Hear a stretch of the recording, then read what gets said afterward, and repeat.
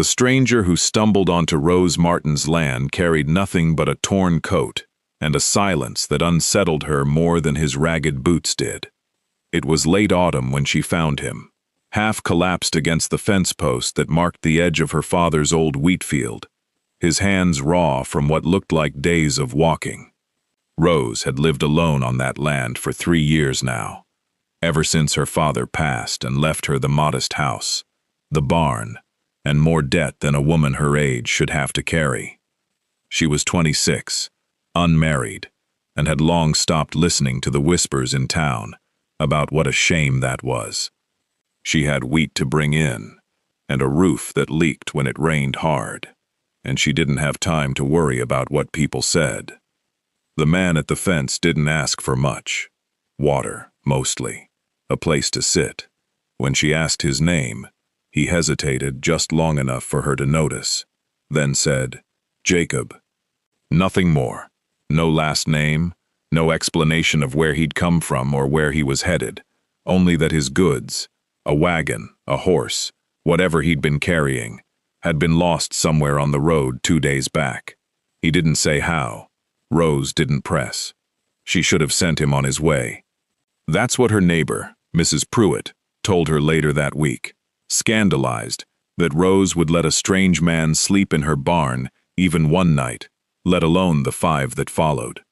But there had been something in the way he thanked her, quiet, almost embarrassed, like gratitude was a thing he wasn't used to giving, that made her trust him before she had any good reason to. By the 2nd week, he was mending her fence without being asked. By the 3rd, he'd fixed the leak in the roof, using scrap wood he found behind the barn, working with a steadiness that told her he'd done labor before, whatever else he was. He never spoke of family, never spoke of money, except to say he had none. And when the Reverend suggested, gently, the way reverends do when they're worried about a woman's reputation, that perhaps a marriage would settle the talk in town, Jacob was the one who looked frightened by the idea, not Rose. "You don't have to," she told him, one evening on the porch, the words coming out steadier than she felt. "I know what people think, a woman keeping a man in her barn who isn't kin. But I won't have you feel obligated on my account." "It isn't obligation," he said, and there was something in his voice that made her look at him twice. "I don't have anything to offer you, Rose. No name worth having, no land, no money. If you married me, you'd be getting the worse end of it." She had laughed, soft and a little sad. "I'm not looking to get anything out of a marriage, Jacob. I'm looking for someone who won't leave when the work gets hard." He hadn't argued after that. They married in the small church 3 weeks later, with Mrs. Pruitt as the only witness who didn't disapprove out loud, and Rose told herself it was practical, a shield against gossip, a second pair of hands for the farm, nothing more. She didn't expect to feel what she felt, watching him work the fields at dawn, watching him laugh, really laugh, unguarded, for the first time when her old dog chased its tail in the yard. She didn't expect to fall for a man with nothing. What she didn't know, what Jacob had no intention of telling her, not yet, maybe not ever, was that the name he'd left off when he introduced himself wasn't an accident. Back home, 3 territories east, men removed their hats when they said it. Bankers wrote letters addressed to it. His family had built half the railroad through the valley and owned more land than the eye could account for in a single ride. Jacob Hawthorne wasn't poor. He'd never been poor a day in his life. But somewhere along the road, after the wagon accident that scattered his goods and separated him from his men, after 2 days of walking with nothing but the clothes on his back, he'd discovered something he hadn't expected to find, what it felt like to be looked at, and helped, without anyone knowing who he was. It had happened before, in smaller ways. A woman in the city once loved him fiercely, right up until she learned his last name, and after that, everything she said seemed to have a second meaning underneath it, a calculation he could never quite trust again. Every friendship, every kindness, every warm word from a stranger, Jacob had learned to wonder if it was meant for him or for Hawthorne. Rose had never once looked at him that way. She looked at him like a man who could fix a fence and nothing more, and there was something in that plainness he hadn't known he was starving for. So when the moment came to tell her, and there had been moments, dozens of them, evenings on the porch where the truth sat right behind his teeth, he found himself swallowing it down instead. Just a little longer, he told himself, just until he was sure. But the territory wasn't as far from his family's reach as he'd hoped, and on a gray Tuesday morning, a rider came up the road toward the farmhouse, dressed sharp, asking for directions to the Hawthorne holdings, and stopping his horse when he caught sight of the man mending fence in the yard. The rider's face went pale. He took off his hat. "Mr. Hawthorne," he said, "we've been looking everywhere for you." Rose, standing in the doorway with flowers still on her hands, felt the world tilt sideways beneath her feet. Rose didn't move from the doorway.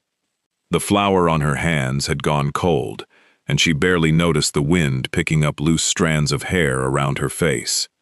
She was watching Jacob's back, the way his shoulders had gone rigid, the way he hadn't turned around yet, as if not looking at the rider might undo what had just been said.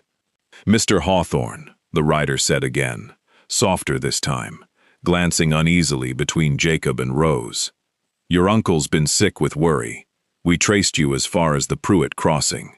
But after that, that's enough, Samuel." Jacob's voice came out low, almost a warning.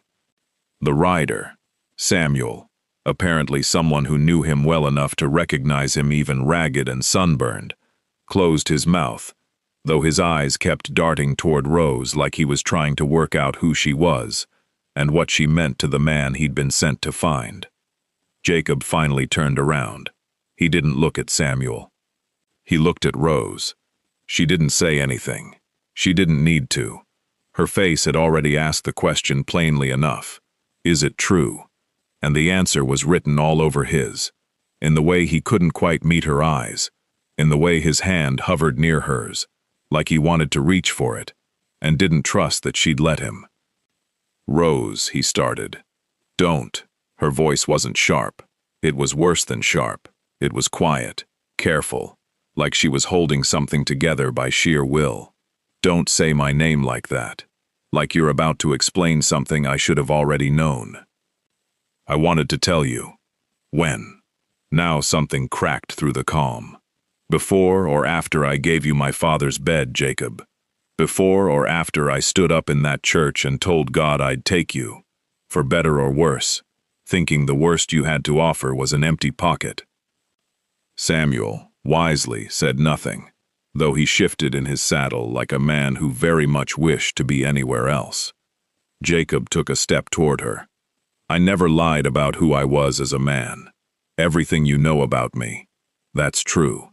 I fixed your fence because I wanted to, not because anyone told me to.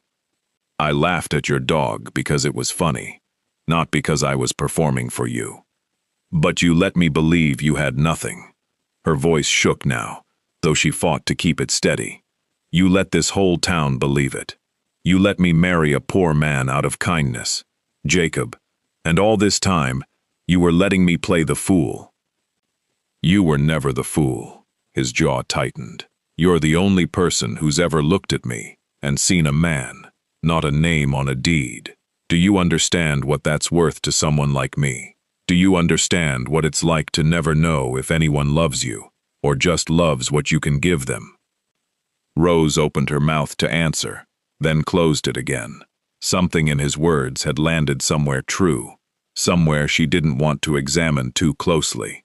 Not yet, not with Samuel still sitting on his horse in her front yard, like an unwanted witness to the worst morning of her marriage. "I need time," she finally said. "I need you to leave me be for a while, Jacob. I can't think straight with you standing there." He didn't argue. That, at least, hadn't changed. He still knew when to give her room.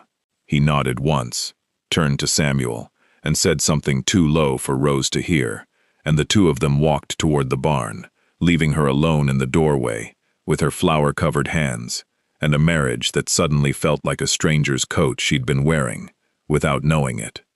She didn't sleep that night. She lay in the bed they'd shared for the better part of 2 months, staring at the ceiling, running through every small moment since the day she'd found him at the fence post.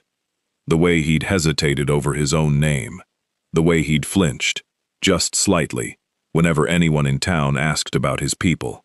The way he'd once gone quiet for an entire evening after a peddler passed through mentioning news from 3 territories east. She'd thought it was homesickness. Now she wondered if it had been fear. By morning, word had already reached Mrs. Pruitt, because word always reached Mrs. Pruitt first. She showed up at Rose's door before the sun had fully cleared the tree line, out of breath, her bonnet crooked. "Is it true?" she asked, not even bothering with a greeting. "They're saying in town that your Jacob is one of the Hawthorns, the railroad Hawthorns. Rose, do you understand what that means? That family owns half the territory. Banks answer to them." "I know what it means, Betty." Rose's voice was flat, exhausted. "Well," Mrs. Pruitt looked at her carefully, the scandal in her expression softening into something more like concern. "What are you going to do?" Rose didn't have an answer. She busied her hands with the kettle instead, needing something to do besides think.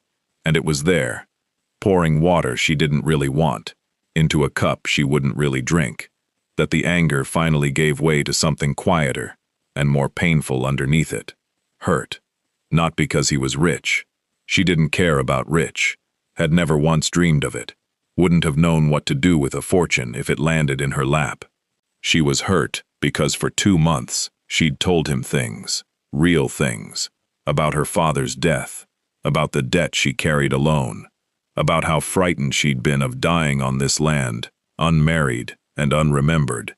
And he had let her believe he understood, as a man with nothing, when in truth he had everything, and had simply chosen, every single day, not to say so. Mrs. Pruitt left without further comment, sensing correctly that there was nothing more to say. That afternoon, Rose walked out to the barn, where Jacob had been staying since she'd asked for space, sleeping on the same pile of hay he'd slept on the very first night she'd found him. He looked up when she entered, and there was something in his face, not the wealth, not the name, just tiredness and worry, that reminded her, achingly, of the man she'd married. "Tell me the truth now," she said. "All of it, not what you think I want to hear." So he did.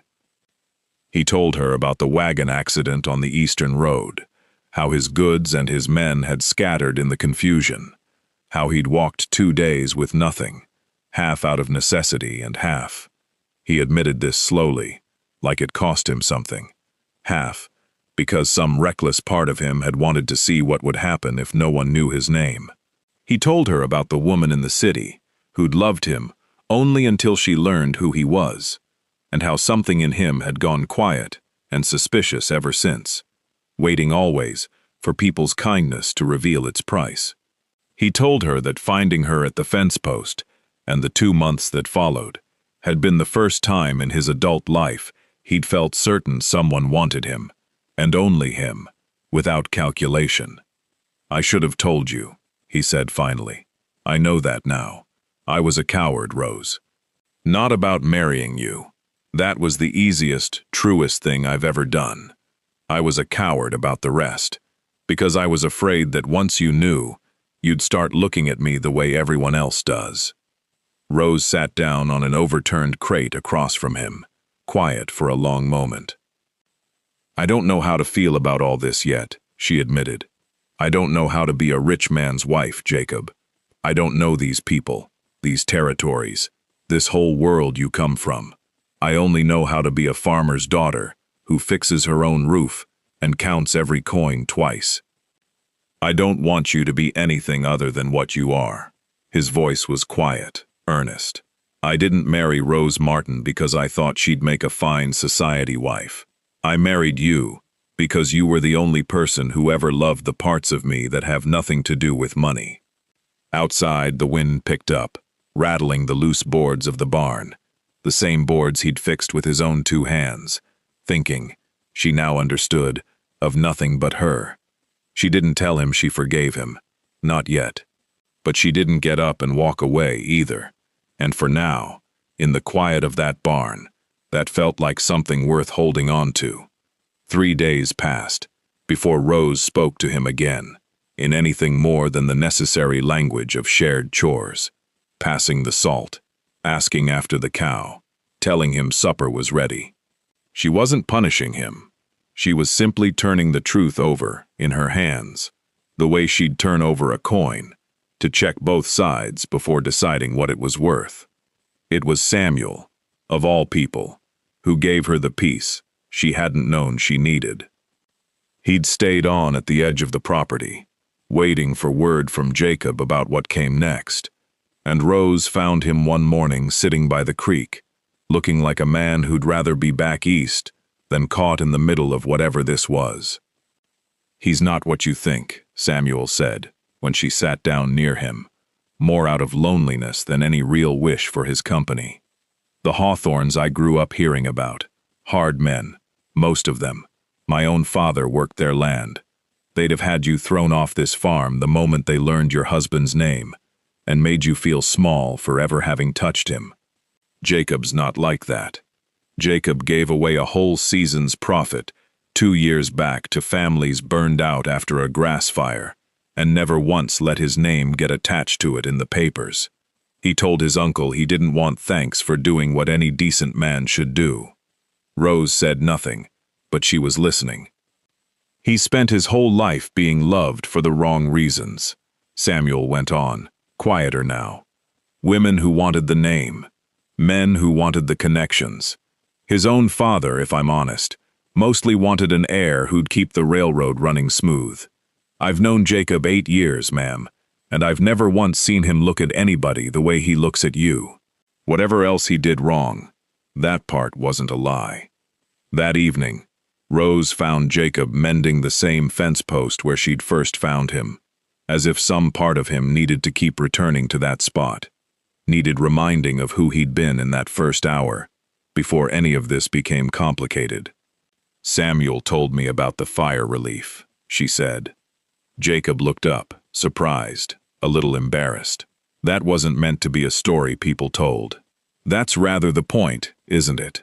She sat down on the fence rail, watching him work. "You've spent your whole life giving, without letting anyone trace it back to you, because you didn't trust what they'd do with the knowing. And then you found a woman who loved you, without knowing anything at all, and you couldn't bring yourself to end it, because it was the first honest thing you'd ever been given." "That's about the truth of it," he admitted. "I'm still angry," Rose said. "I want you to know that. I don't think that goes away in 3 days, just because Samuel told me a story about a fire. I don't expect it to, but I understand it better than I did." She looked down at her hands, calloused from years of work that had nothing to do with fortune or name. "I think, if I'm honest, some part of me has been afraid this whole time that I wasn't enough for a real life, that I was only fit to be the wife of a poor man, with nothing else offered to him. Finding out you had everything, and chose me anyway, without me knowing to earn it or perform for it, that's harder to sit with than I expected. It means I have to actually believe I was chosen, not just settled for." "You were never settled for, Rose." Jacob set down his tools, came and stood in front of her, careful, like a man approaching something he was afraid to startle. "I have walked through more parlors and dinners than I can count, surrounded by women who knew exactly what to say to a Hawthorne. You never once knew what to say to a Hawthorne, because you never met one. You only ever met me." She let him take her hand, this time. The wedding they held that spring, a second ceremony, this one properly announced, with Jacob's uncle traveling from 3 territories east to attend, visibly moved and a little bewildered to find his nephew's bride wearing a plain blue dress and refusing, politely but firmly, any offer of a fancier one, was smaller than most might have expected of a Hawthorne affair. Rose had insisted on that much. She wanted her father's old church, the one where she'd said her vows the first time not knowing the truth, and she wanted to say them again now knowing all of it, so that this time the promise would be made with open eyes. Mrs. Pruitt cried through the whole thing, though she'd deny it later if asked. They stayed on Rose's land, at first. Jacob's choice, not an obligation she'd asked of him. He said he'd spent enough of his life in houses too large to fill with anything but silence, and he'd rather spend his days in the small farmhouse with the leaking roof he'd already fixed once, and would gladly fix again. He did, eventually, bring some of his fortune to bear, not to change who Rose was, but to ease the debt that had weighed on her for years, to hire hands so the work didn't fall only on her shoulders, to make sure the winters ahead were never again a thing to fear. By the following autumn, there was a child on the way, and Jacob took to walking Rose slowly along the same fence line where they'd first met, her hand in his, talking softly about names. Nothing grand, nothing that would announce a fortune, just names that sounded like home. A year after that, there were 2 small voices in the farmhouse instead of none, and Rose Hawthorne, she'd taken the name eventually, though it had taken her a long while to feel it belonged to her too, would sometimes catch her husband watching their children with an expression she recognized now as something close to disbelief, like a man still astonished that this quiet, ordinary life had been the one thing his fortune could never have bought him on its own. He never did stop mending that fence post, even long after it needed no more mending. Rose never asked him to stop. Some things, she'd learned, weren't about repair at all. They were about remembering exactly where a thing had begun,